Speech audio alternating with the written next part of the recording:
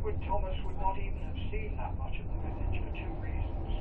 Firstly, the station buildings would have hid his view, and secondly, he would most likely be jotting in his notepad. It is from these notes that Anne Harvey, author of Adlestrop Revisited, could accurately place the train and the occasion to this centenary day. But the social life of England, which was already beginning to unravel, would alter out of all recognition soon.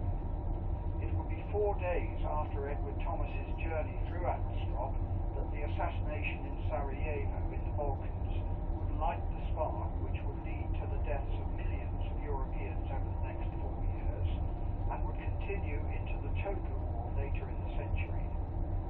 Thomas, keen to support the war effort, enlisted in the Artist Rifles in 1915 despite his age, 37, and was killed in action at Arras in April 1917. The fabric of the village has changed little in the last 100 years, with only a few new buildings, a few extensions, and a village hall built in 1962. But the makeup of the village has changed considerably.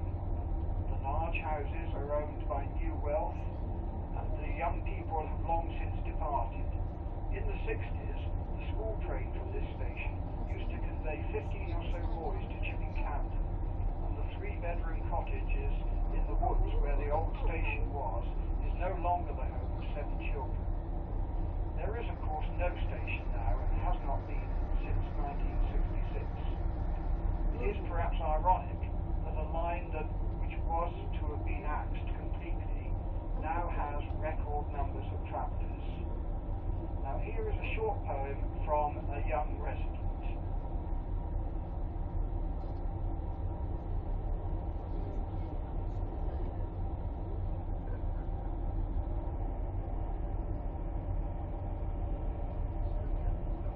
The southern halt, the hissing steam. Did Edward Thomas only dream that unexpected incident, or was it truly heaven sent?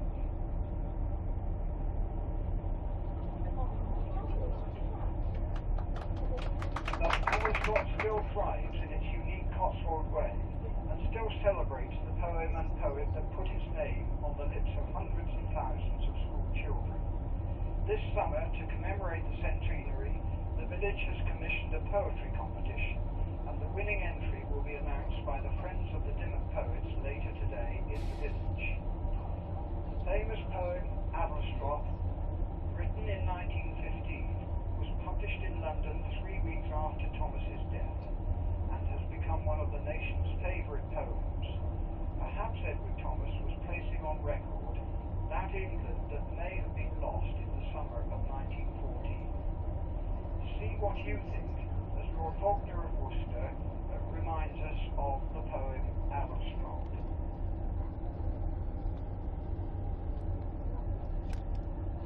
Yes, I remember Adlestrop, the name, because one afternoon of heat, the express train drew up there, unwontedly.